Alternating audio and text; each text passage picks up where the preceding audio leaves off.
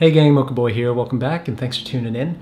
So we are going to be covering a few things today. Number one is going to be the wrap up with Clan ad Absurdum, but then we're also going to be looking at some replays, some key replays that are going to show some very interesting tactics and strategies that I wanted to bring to everybody's attention, because everyone is upgrading their hogs, and as everyone comes into their level 3 and level 4 hogs, it's going to be important that you understand how to use them. I mean, it really is not just a matter of just dumping them on the screen and hoping for the best. There is a tactic, there is a strategy to deploying them and planning your attacks. So we're going to cover a few of those replays today, and I'm going to show you what went into assessing the base, picking the lines, planning out the lures and things like that, and then we'll show you some really cool executions of those strategies. But yeah.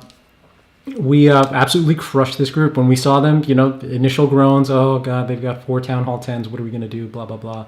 At the end of the day, it comes down to the attacker skill and attacker participation, of which we both provided in spades. We absolutely crushed this clan. So great job all around. Almost 90% of our attacks were used. 85% average destruction. That's on par with our clan war averages. It's just fantastic job all around. Looking at the attack totals and results, again, attacks lost. They lost 24. We only lost 7 out of 90 attacks. That's absolutely incredible. Just great job all around there. Best attacks, 25 3-star battles to their 8. It just doesn't get much better than that. And yeah, we have a lot of folks that came into some new upgrades this week. So Shime finally got his freeze, and put it to the test with their number 2 for a solid 1-star win there. And we'll take a look at that a little bit later. But so looking at the map, they tried a few attacks on our top tier, but we're only able to score a couple of stars here, a couple of stars there, no big thing. But for the rest of the group, especially in the middle of the pack, some of us completely got untouched. Again, for some reason, this pack of 4 always seems to get ignored, and that's a big mistake, because there's stars available there. But all the bases held up pretty well. We had a couple of really weird attacks from their number 1. Beast 61, their number 1 player decided to attack our number 18 and number 36 players. I think he probably rated his kids or something, and he wanted to show you a lesson. Who knows? Anyway, we did really, really well across the board. Yuli, Soji, Asian Genius, and a few of these other town halls down here drew something like 5 attacks. Let's see what those. So yeah, Lord Despair drew 5 attacks. And it took them that many just to get 3 stars on him. So great job there. Yuli attracted 4. Asian Genius won 5 defenses out of 6. So he gets MVP for defense there. So just fantastic job. I don't know what it is about your base that makes people think that you're attackable, but that was their mistake. Anyway, so let's get into some of the replays. We can start at. Hang on a second. We can start with Shimes, because this was just absolutely fantastic to watch, because this is a peek into your future. This is how you're going to be rating. So the lure, let's see, let me get fly sketch running here. Yep, so the lure comes in from the southwest.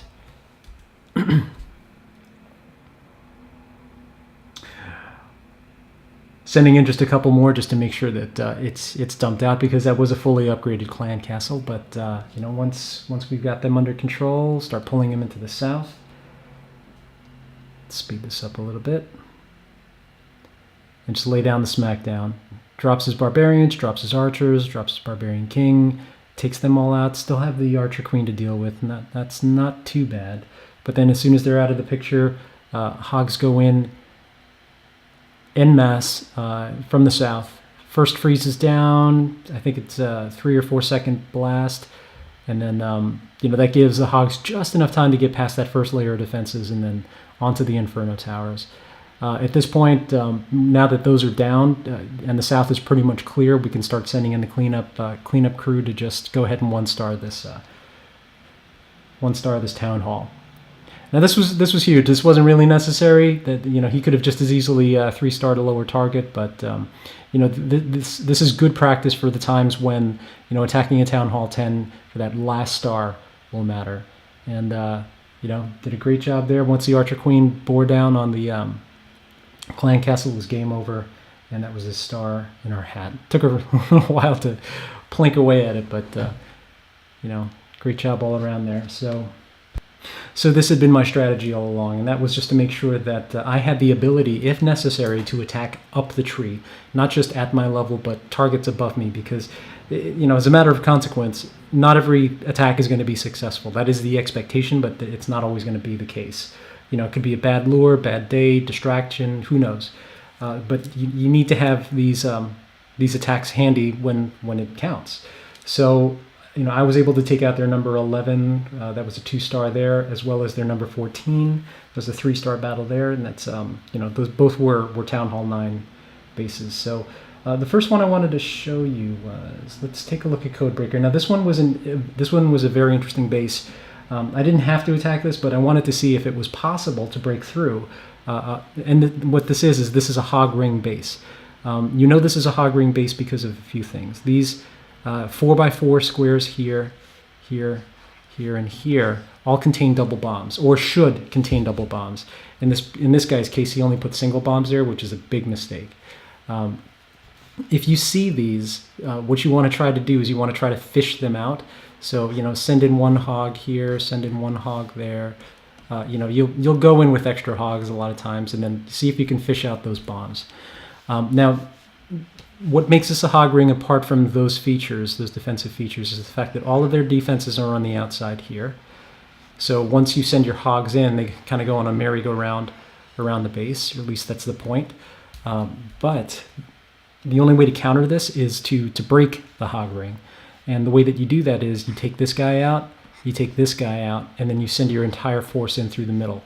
And what that'll do is, they'll hit this guy, they'll hit that guy, take out those 4, and then the next closest target will be this guy. So once these 2 structures are out of the way, they're in the core of the base. There's 4 Teslas waiting for them right here, along with a bunch of spring traps. So just send in the entire force through here, drop your heel right here so that it encompasses all of these pieces, all of those defensives, and then at that point all you have to do is just watch and see what they do, because at that point they can start heading out, they can split up. If you're lucky, they'll stay together. In my particular case, they went south, so I sent in reinforcements from the south. They met up, and then we're able to continue plowing through the base like this. So the plan again was take out that guy, send everybody into the center, watch for how they turn, send in reinforcements, and then go and finish off the base just like that. So the plan here was send in 3 hogs to potentially take out that wizard tower, as well as lure out the clan castle, and then lure everything out into this corner, beat them up, and then take this guy out with another 3 hogs, and then send everybody else in. So let's take a look at that replay.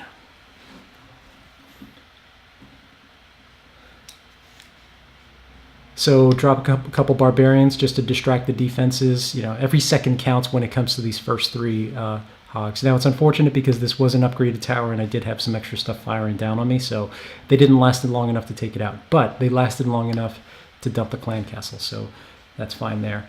Got an archer plinking away at that structure there, bring everybody down.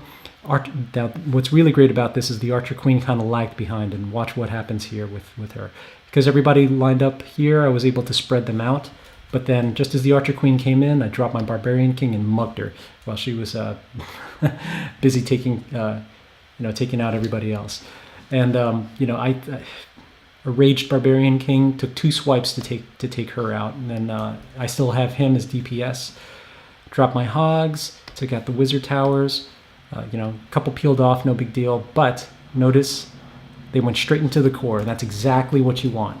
Now, I didn't send them all in because I didn't know what they were going to do, so I had to find out where the majority of the group was going to go, and then send in reinforcements to help. And yeah, the plan worked. I took out those expos right away, dropped my heals right at the base of those wizard towers.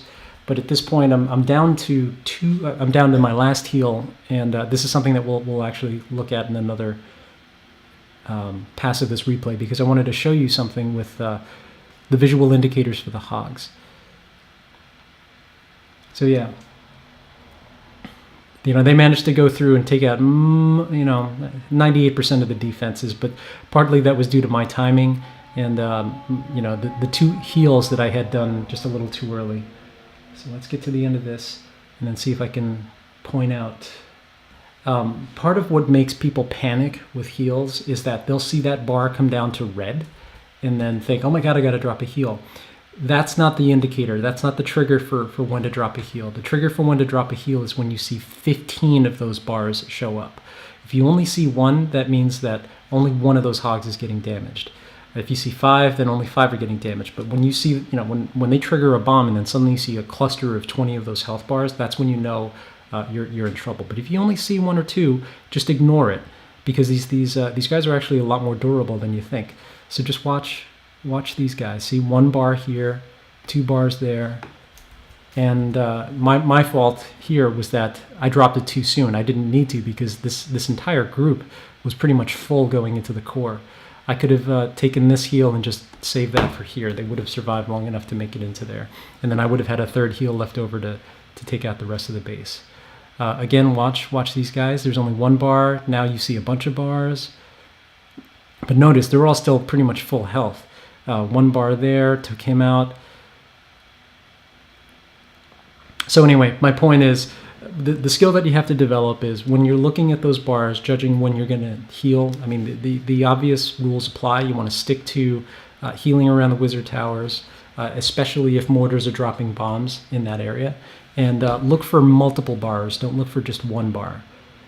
See, because look at that. These guys, they're almost full health, but one of them is almost down to nothing. So you don't want to waste your heals on that one guy who just happens to be on his way out. So. All right. Stone. Now this one was a pretty easy one. He had pretty underleveled defenses. So again, the lure comes in from the south here. But notice this was weird. Even though there's no wall there, the hogs went around that opening anyway. Maybe if I had sent them in from here, they would have just jumped straight over the wall. So that was pretty unfortunate. No big thing there, because it would have been nice to take out that cannon. In this case, I'm pulling everyone over into the left, into the west. Got the wizards all bunched up here. Just want to make sure they're out of range of the defenses. Start dropping my barbarians. 1, 2 wizards. At this point, I haven't even dropped my clan castle. BK's down. Rest of those guys are down. Going to start drawing some fire. Send in 1 hog to spring the traps. He springs that trap. 1 bomb there, no problem. And then everybody just goes to town.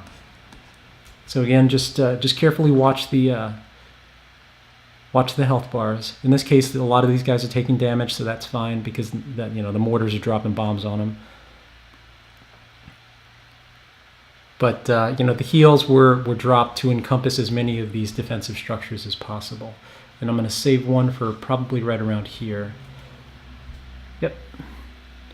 So this is always tricky, because when you have 2 solid lines going and they're a bit of a distance apart, you have to make a choice. You're going to heal the top group or the bottom group. It's not always going to be the case that you're going to be able to get both of them. But the trick here is, if one is lagging behind and one is a little further ahead, drop it on the one lagging behind. The reason that that's the case is because when you drop it here, these guys will jump into here, and these guys will veer off course and then join them. So again, just watch the group and then heal the group that's lagging behind.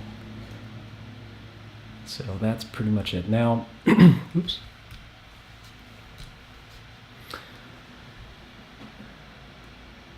So Wee Wifey was my target, but I passed on this target because I've got pretty high level hogs. But Montresor was able to go in there and pick her off. Now he's coming in with level 3 hogs, soon to be level 4, and he was, as far as I'm concerned, this was about as textbook and an execution of the strategy as I could find. So Only 3 troops in the clan castle, no big thing here.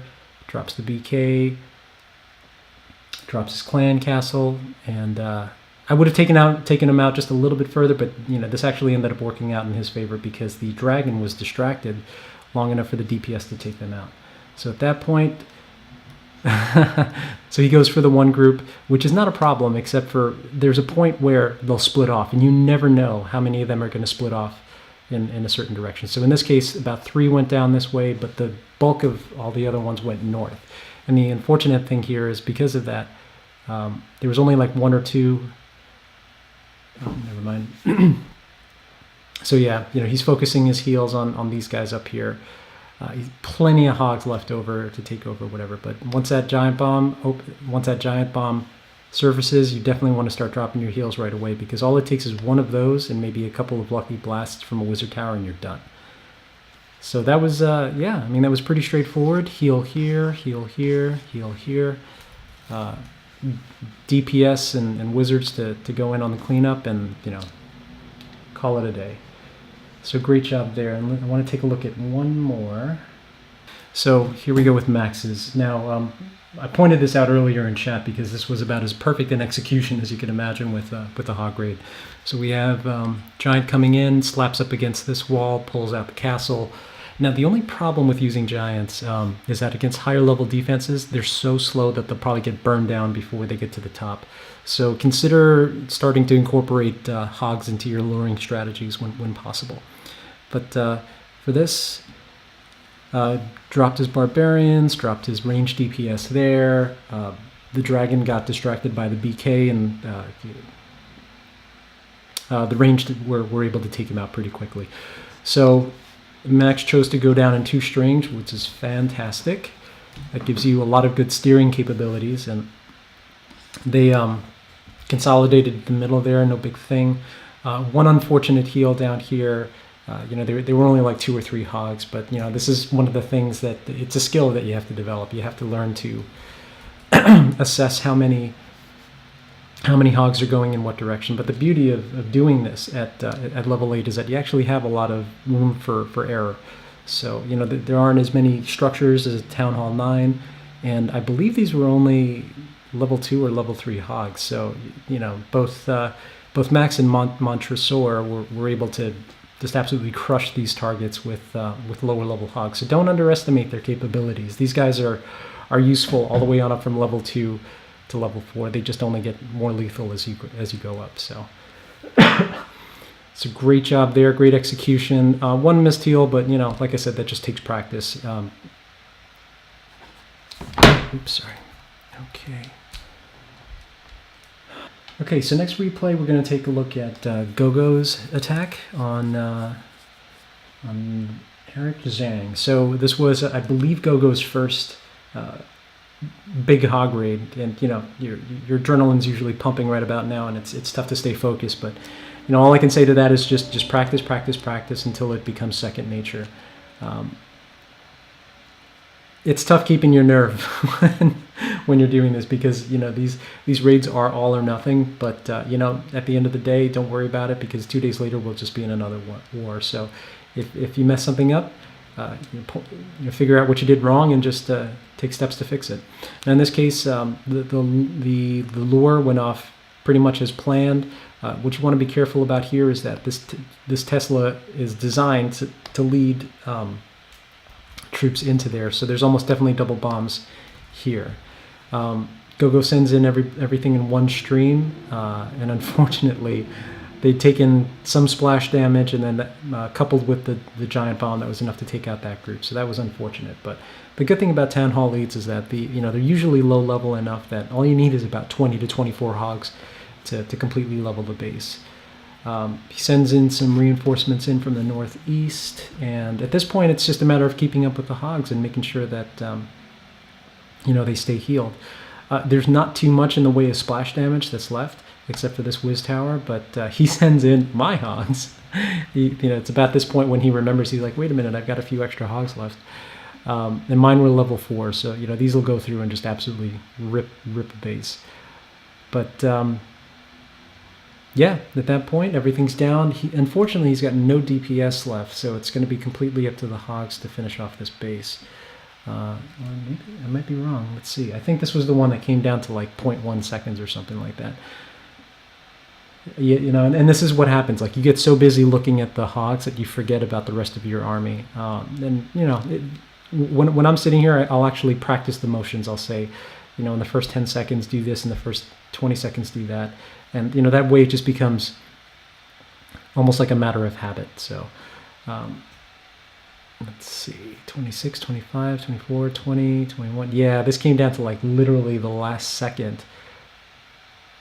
And unfortunately, you got these guys just doing, I don't know what, 3, 2, 1, boom, 100%. Talk about close. So great job, Gogo. Great job there. Okay, so I'm only sharing this because Alex, you know, asked me to use this as a teaching moment. So we're going to take a look at what happened here. Hang on, just 1 second. So Alex was practicing his hog attack against Locken, who'd already been, I believe, 3-starred at this point. You know, part of the problem with these strategies is that they tend to be all or nothing. That is to say that if you mess up the lure or if you mess up a heal and you lose all your hogs and there's no DPS left, that's it. You know, the raid's over and, you know, you're done. But I would say don't sweat it. Get the practice in. It gets better. Now, in this particular case, we had some trouble with the lure. I guess at one point he was trying to fish out bombs all over, and that kind of confused these troops. Now, the thing about luring out the clan castle is that you must absolutely take care of that within the first 30 to 45 seconds of the raid. The hogs need about between 1.5 minutes and 2 minutes to wreck the base. And, you know, we're already at 1.5 minutes here, so there wouldn't even be time to finish off this base if he had made it through. And unfortunately here, the dragon was left to take out the wizards. And because they do AoE damage, all it took was 1 blast to completely take out all the wizards. What happened here was when he dropped his archers, they got distracted by these structures instead of taking out the dragon. You know, the easy remedy to that is take them into a quiet corner. Here, here, here, here. I mean, basically anywhere but here. So yeah, the hogs come in, they start doing their thing. Notice all the heal bars. You know, if you see a bunch of heal bars at red, that's when you know it's time to start dropping some heals. In which case, he did that, and you know, at this point, he dropped his BK, trying to take out some of these structures, maybe go for the 50% if at all possible. But it's hard to recover. It's hard to recover from this once, you know, especially if a dragon's going around plinking away at all of your troops. So yeah, I mean, that was unfortunate. Again, you know, when you do your lures, do them in a quiet corner, do them away from structures. If you can, take out the structures before you do the lure. Otherwise, you're going to have a bad day. So, you know, again, it was unfortunate, but what are you going to do? So this question had come up in clan chat, and I thought I'd just weigh in on this only because, you know, there are a lot of different opinions with how to do this, and not every opinion or not every plan will suit your play style. I mean, a lot of this depends on how much time you can devote to doing what you do. Now, I tend to follow a kind of min-max philosophy, and that is to say that you know, either I pour everything into one strategy or I pour nothing into it. It's better to have one completely developed strategy than 3 half-developed capabilities, and that, you know, that is to say that you know, for instance, minions don't really start to get useful until level 3. You know, wizards don't really get useful until they're level 5, even though they're pretty, you know, lethal at level 4 too. And balloons, you know, perfect example. They're not useful until you get to level 6 with them. So, you know, there's no point in having, you know, level 3 spread out across the range, because you only have half workable strategies rather than one completely workable strategy. So in my case, what I did was I got my Barbarian King level 1 at Town Hall 7, and then immediately went to Town Hall 8 after I upgraded all my defenses. And that gave me my farming composition that would allow me to go after Dark Elixir. So the first thing I did right after that was the Barbarian King straight to level 5. All of my DE went straight into that, and I was able to do that for 110k over the, wait, no, the wrong numbers.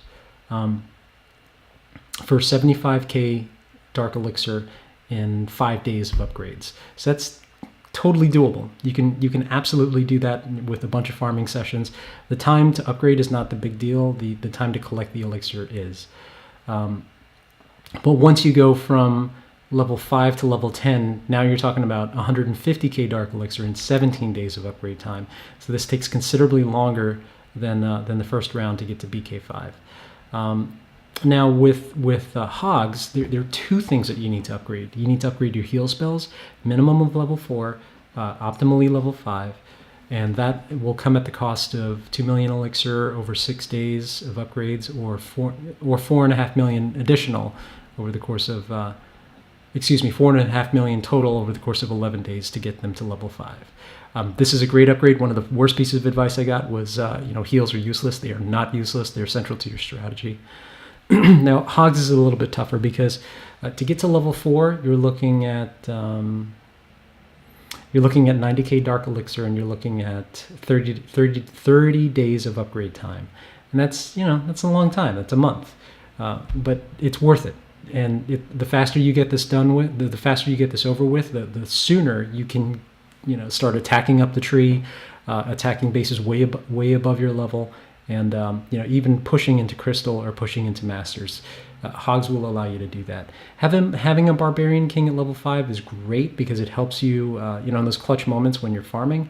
But having a BK5 alone is not going to get you into Crystal, and that's not going to get you into Masters. Hogs, on the other hand, will.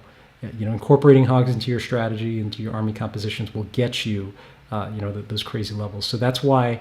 My best recommendation is to pour everything that you have into getting your hogs upgraded to at least level 4. At that point, you can just sit back and then coast through the game. It doesn't matter if you're in early Town Hall 8 or late Town Hall 8. You'll have them and then be able to use them pretty much in every raid moving forward. I'm moving up into probably Crystal and possibly even Masters, and that's just to go farm Dark Elixir because I need a lot to get my Barbarian King up. But yeah, once you get to level 4, it's just a matter of that last upgrade to level 5, which is a 14-day upgrade, and I believe about 50,000 Dark Elixir. It's nothing. I mean, really, it is just the time involved with getting that done. But definitely get them to level 4. Excuse me. So get your Barbarian King to level 5, and then pour everything into getting your hogs to level 4.